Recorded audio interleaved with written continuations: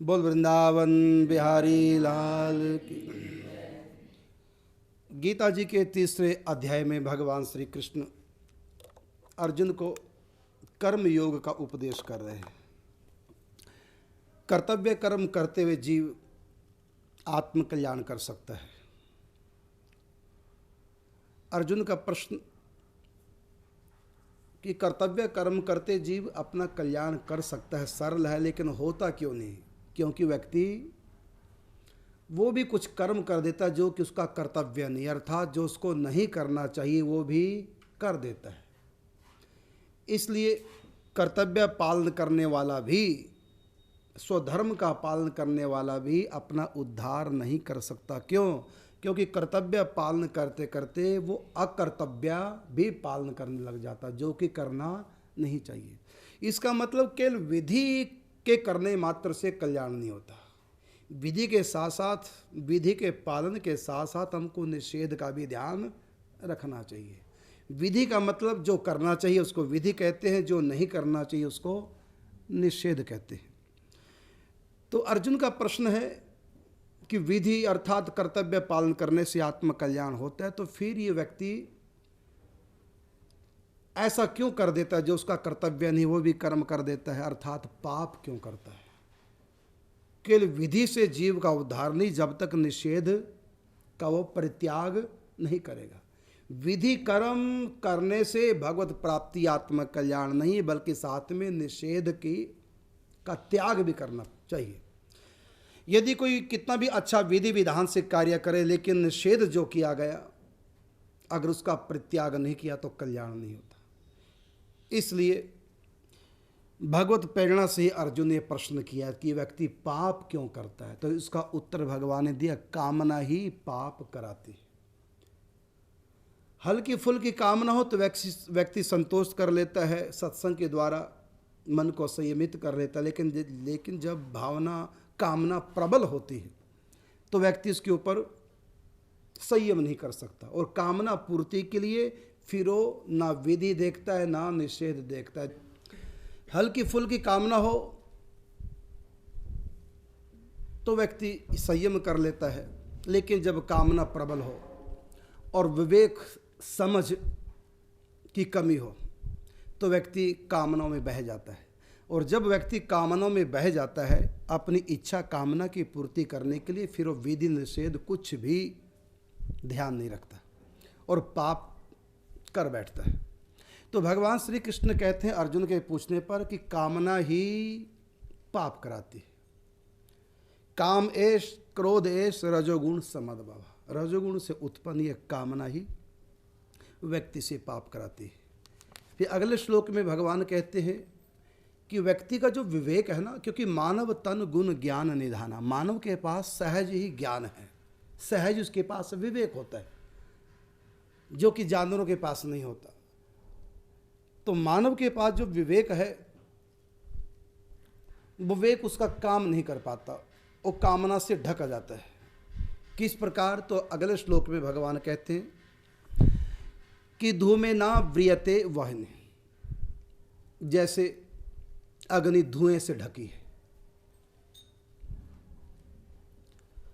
अग्नि दिखाई नहीं दे रही, इतना अधिक धुआं है कि अग्नि दिखाई ही नहीं दे रही, उसका प्रकाश प्रकट हो ही नहीं रहा। जैसे धुएं से अग्नि ढकी है, इसी प्रकार हमारी कामनाओं से हमारा ज्ञान ढका हुआ है, तो क्रिया में नहीं आ पाता।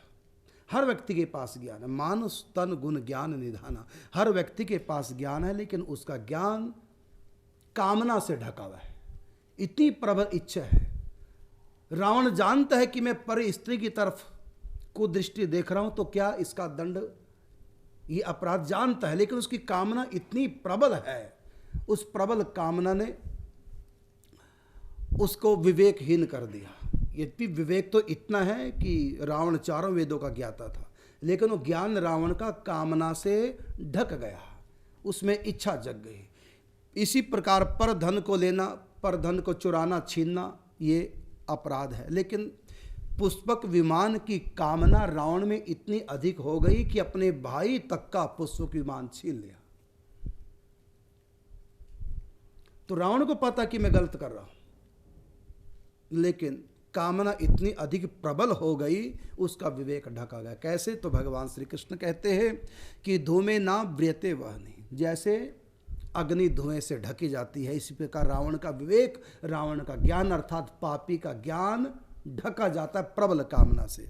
और साथ में कहा यथा दर्शो मलेन च, जैसे दर्पण मल से ढका हुआ है, दर्पण के ऊपर इतना मल चढ़ गया कि उसमें हमारा प्रतिबिंब दिखाई नहीं दे रहा है। इसी प्रकार हमारा ज्ञान, हमारा विवेक, हमारी समझदारी किससे ढकी गई? प्रबल कामना से। और तीसरा उदाहरण दिया भगवान ने, यथोल बेनावृतो गर्भस् तथा तेने दमावृतम, जिस प्रकार गर्भ जेर से ढका होता है, गर्भ का बच्चा जेर से जैसे ढका हुआ है, श्वास भी नहीं ले सकता। गर्भ में तो उसको जीवन शक्ति मिलती है माँ से, लेकिन जो ही गर्भ से बाहर आता है तो उसको जीवन शक्ति माँ से नहीं मिलती, स्वयं उसको श्वास लेकर के जीवित रहना पड़ता है, लेकिन वो पूरा जेर से ढका हुआ है। यदि वो जेर से ढका रह गया तो हाथ पांव पटकेगा तो सही, लेकिन थोड़ी देर के बाद मृत्यु को प्राप्त हो जाएगा। क्यों? क्योंकि श्वास लेने की जगह नहीं। इसी प्रकार कामनाओं से व्यक्ति इतना घुट जाता है, घुट घुट के श्वास लेता है, जीना भी उसको अच्छा नहीं लगता, क्योंकि कामना की पूर्ति नहीं हो रही, अंत में व्यक्ति का सर्वनाश हो जाता है प्रबल कामना से। तो 3 उदाहरण भगवान ने देकर, 3 उदाहरण क्यों दिए हैं? एक ही उदाहरण दे देते, 3 इसलिए दिए बार बार समझाने के लिए। जो वेरी वेरी इंपॉर्टेंट वस्तु होती है उसको 3 कम से कम त्रिवाचा भरा जाता है, 3 बार समझाई जाती है, और 3 प्रकार से समझाई, 3 उदाहरण से समझाई। यद्यपि तीनों उदाहरण के अलग अलग अर्थ निकलते हैं, एक ही अर्थ नहीं है, अलग अलग, लेकिन उसकी व्याख्या ना करके आगे चलते हैं। तो इस प्रकार हमारा जो ज्ञान है वो ढका हुआ है प्रबल कामना से। इसलिए ऐसे कामी को, जिसकी प्रबल कामना किसी सुख की जग गई, ऐसे कामी को कितना भी ज्ञान दे दो, कितना भी समझा लो, उसके ऊपर असर नहीं होता।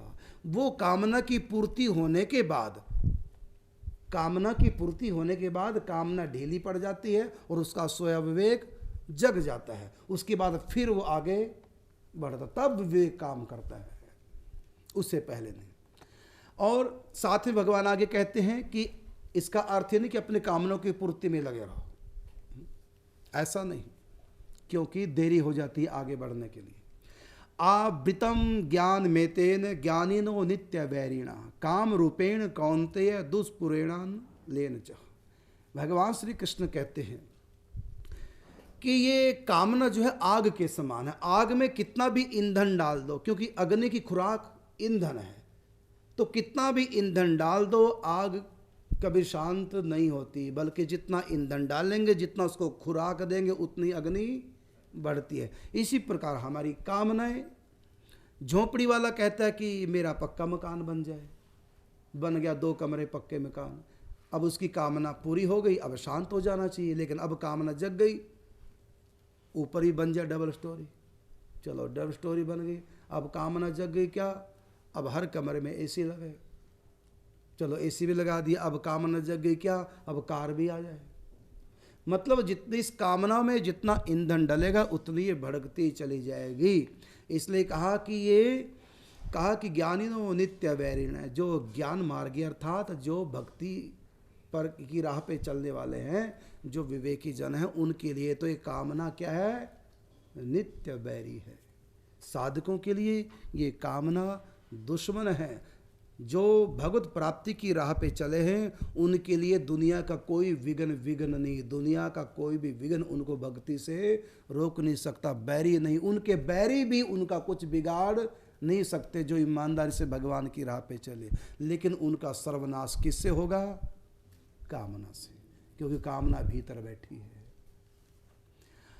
अवृतम ज्ञान में तेन ज्ञानिनो नित्य वैरिण। भगवान कहते हैं कि हे अर्जुन, इस अग्नि के समान कभी न पूर्ण होने वाले काम रूप ज्ञानियों के नित्य वैरी के द्वारा मनुष्य का ये ज्ञान ढका हुआ है, मरा हुआ नहीं, ज्ञान है वो ढका हुआ है। तो इसको भगवान ने कहा ये वैरी है, और कोई वैरी नहीं। साधकों के लिए एक ही बैरी, वो क्या है? इतर कामना, भगवत प्राप्ति से इतर कामना वो साधना में विघ्नकारी है। और ये कामना निवास कहाँ करती है? अगले श्लोक में भगवान बता रहे हैं। ये कामना निवास करते हैं इंद्रियाणी मनो बुद्धिरस्याधिष्ठान मुच्यते। कहाँ कहाँ ये कामना निवास करती है? माने हम किसकी पूर्ति में लगे हैं? इंद्रियाणी, पांचों इंद्रियां, बढ़िया देखने को मिले, बढ़िया खाने को मिले, मनपसंद सुनने को मिले, मनपसंद छूने को मिले, मनपसंद सूंघने को। पांचों इंद्रियों के पांच विषय इंद्रियाणी और मनो, मन में कामना है, और बुद्धि में, ये ठिकाने हैं कामनाओं के। यहाँ कामना निवास करती है। कहा कि इंद्रिया, मन और बुद्धि ये सब इसके वासस्थान कहे जाते हैं। यह काम, इच्छा, आकांक्षा, कामना इन मन, बुद्धि और इंद्रियों के द्वारा ही ज्ञान को आच्छादित करके इस आत्मा को मोहित करती है। ज्ञान को ढक करके तब आत्मा के ऊपर आक्रमण होता है। तो क्या करें फिर? इसका तरीका क्या है? ये प्रबल कामना का तरीका क्या, कैसे इसे बचा जाए? तो भगवान कहते हैं कि बलपूर्वक, अर्थात अपने आप कामना कभी समाप्त नहीं होगी। अपने आप ही तो कामना बढ़ती है, कभी समाप्त नहीं होती। कामना समाप्त कैसी होगी? तो भगवान कहते हैं कि तो पहले इंद्रियों को वश में करके इस ज्ञान और विज्ञान का नाश करने वाले महान पापी इस कामना को अवश्य बलपूर्वक मार। बलपूर्वक का मतलब ऐसे ये काम, अर्थात कामना, संसार की इच्छाएं ऐसे समाप्त नहीं होगी। बलपूर्वक अर्थात उद्योग करके, परिश्रम करके। सोचो कि कोई संत मिले ऐसा कर दे, मन हट जाए संसार से, नहीं। अपने आप को जब तक हम स्वयं नहीं समझाएंगे तब तक दूसरा हमको समझा नहीं सकता। दुर्योधन स्वयं नहीं समझ पाया, अपने आप को समझा पाया, और समझाने के लिए भीष्म पितामह हैं, समझाने के लिए वेद व्यास जी हैं, यहाँ तक कि शांति दूत बनकर स्वयं श्री कृष्ण समझाने गए। दुर्योधन तब तक नहीं समझा, कब तक? जब तक वो स्वयं अपने आप को नहीं समझाएगा तब तक कोई किसी को समझा नहीं सकता। व्यक्ति का समझाया हुआ तब काम करता जब हम स्वयं समझना चाहें। जब हमने कील ठोक दी, नहीं हमको तो चाहिए, हमको तो काम करना करना करना, फिर कोई कुछ नहीं कर सकता। सब उपाय, सब ज्ञान, सब शास्त्र फेल। कब तक? जब तक उसकी प्रबल कामना रहेगी। कोई इसको समझा नहीं सकता। तो दुर्योधन को श्री कृष्ण नहीं समझा सके, रावण को विभीषण, उनके नाना जी, उनकी धर्मपत्नी, स्वयं हनुमान जी, शांति दूत बन के गए थे अंगद जी, स्वयं राम जी, कोई भी रावण को समझा नहीं सका। क्यों? क्योंकि रावण समझना जब नहीं चाहेगा तो कोई समझा नहीं सकते। समझाने वाला सहयोग कर सकता है, योग नहीं कर सकता, सहयोग कर सकता है। योग हमको स्वयं करना, अर्थात समझना स्वयं है। किसी के समझाने पर हम नहीं समझ सकते।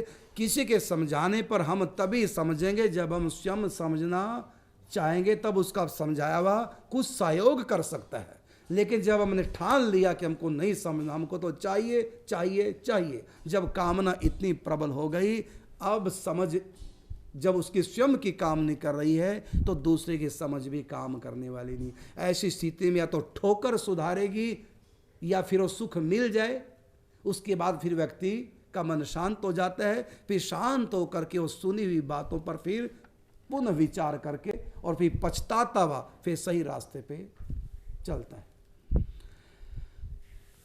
तो व्यक्ति कैसे समझे? तो कहा कि बलपूर्वक इस कामनाओं को, इच्छाओं को समाप्त कर। बलपूर्वक कहा महाराज हम तो अबल हैं, निर्बल हैं, कैसे समझाएं? अरे हार क्यों मानते हो? भगवान श्री कृष्ण ने बड़ा अच्छा तरीका दिया। क्या? भगवान कहते हैं इंद्रियाणी प्राण्या, इंद्रिया जो है हमारी, इससे भी परे, अर्थात मजबूत, अर्थात बलवान। क्या है? इंद्रियभ्य। इंद्रियां, हमारी इंद्रियों से भी जो प्रबल है वह है परम मन। हमारा मन इंद्रियों से प्रबल है। तो इंद्रियों में अगर इच्छा है कुछ सुख भोगने की तो कहते हैं मन रोकेगा। देखो हमारा मन भी बड़ा कमजोर है, मन में तो महाराज इच्छा है, ये हमारी कामना मन में बसी है। तो फिर कहा मन सस्तु परा बुद्धि, कि मन से बलवान बुद्धि, इंद्रियां मन के बस में और मन बुद्धि के। तो कहा बुद्धि पूर्वक विवेक पूर्वक मन को कंट्रोल कर और मन के द्वारा इंद्रियों को कंट्रोल कर। कहा बुद्धि में भी हमारा काम बसा हुआ है कामना, क्योंकि 3 स्थान इंद्रियां मन और बुद्धि, इन 3 स्थानों पे कामना, कि इन कामनाओं ने हमारी बुद्धि को भी कमजोर कर दिया। अब बुद्धि के द्वारा हम मन को बस में नहीं कर पा रहे महाराज, जो इच्छा नहीं हटा पा रहे। अब क्या किया जाए? तो उसके बाद भगवान ने कहा परतस्तु सह, अर्थात आत्मा उससे भी प्रबल है। आत्मा में कामना निवास नहीं करती, आत्मा में तो 2 ही कामना निवास करती है। बस एक ही कहेंगे तो वो तो स्व की है, एक ही कामना आत्मा की, वो प्रभु प्रेम प्राप्ति, परमात्मा की चाह। बस ये आत्मा का सहज स्वरूप है, सहज कामना है। तो आत्मा बुद्धि से भी परे है। एवं बुद्धे परे बुद्ध्वा, बुद्धि से भी परे है। तू स्वयं है अर्थात आत्मा है, अपने आप को जान। आप इंद्रियां नहीं हो, मन नहीं हो, बुद्धि नहीं हो, आत्मा हो। और आत्मा क्या है? ईश्वर अंश, जीव अविनाशी, चेतन, अमल, सहज सुख राशि। आत्मा में काम नहीं जाता, आत्मा को नहीं चाहिए संसार की कोई वस्तु, आत्मा तो केवल परमात्मा चाहिए। इसलिए अपने स्वरूप को पहचान करके, अपने बल को जान करके, जय शत्रु महाबाहो काम रूपम दुरासदम, इस काम रूप शत्रु को, इस कामना को मार। कैसे मारे? आत्म विचार के द्वारा। मैं शरीर नहीं, मैं इंद्रियां नहीं, मैं मन नहीं, मैं बुद्धि नहीं, मैं तो सच्चिदानंद घन आत्मा, मुझ में कोई संसार की इच्छा नहीं है। ये वस्त्र शरीर को चाहिए, मुझको नहीं। ये भोजन शरीर को चाहिए, मुझको नहीं। मैं तो आत्मा, मुझको तो केवल परमात्मा चाहिए। अपने स्वरूप में स्थित हो करके इतने बलि बन जाओ, उसके बाद भगवान की आराधना में लग जाओ। जो हमको चाहिए वो पूरा होना चाहिए। और इस कामना की पूर्ति में, कौन सी कामना? भगवत कामना, भगवत प्रेम प्राप्ति की। इस कामना की पूर्ति में संसार की कामना अगर बीच में आएगी, हट पीछे और चल आगे। इस प्रकार अपने आप को कमज़ोर मत मानो और स्वयं अपने आप को समझाओ, अपने आप को इतना मजबूत बनाओ और बढ़ो आगे। तुम साधारण नहीं हो, तुम माया के अंश नहीं। ममई वांशो जीव लोके जीव भूतः सनातना, हम परमात्मा के अंश हैं। जितनी शक्ति परमात्मा में उतनी शक्ति हम में है। अपने आप को जानो, अपने आप को पहचानो। देहात्म बुद्धि छोड़ करके आत्मा बुद्धि करके, देहात्म बुद्धि को छोड़ करके आध्यात्म बुद्धि का विचार करके अपने मन को मजबूत बनाओ, बुद्धि को मजबूत बनाओ, इंद्रियों को मजबूत बनाओ। और तब इस काम को, इस इच्छाओं को संसार की हम जीत सकते हैं। नहीं तो घोर दुर्गति, एक जन्म में नहीं, लाखों लाखों करोड़ों करोड़ों जन्म दुर्गति को प्राप्त होंगे। संसार की कामनाओं के कारण से मनुष्य 84 के चक्र में जाता है। इन कामनाओं के कारण से ही भगवत प्राप्ति नहीं होती। इसलिए सहज प्रभु के विधान से जो सुख आ जाए उसको अंगीकार कर लो, प्रभु का प्रसाद मानकर धर्म पूर्वक। और जो सुख नहीं है कल्पना ही ना करो, सोचो भी मत। मेरे प्रभु के विधान से जो हो रहा है होने दो और इस संसार से निकलने की कोशिश करो, कामनाओं का त्याग करके। इसी श्लोक के साथ 3रा अध्याय गीता का पूर्ण हुआ। कल से 4th अध्याय। जय श्री राधे, जय श्री कृष्ण।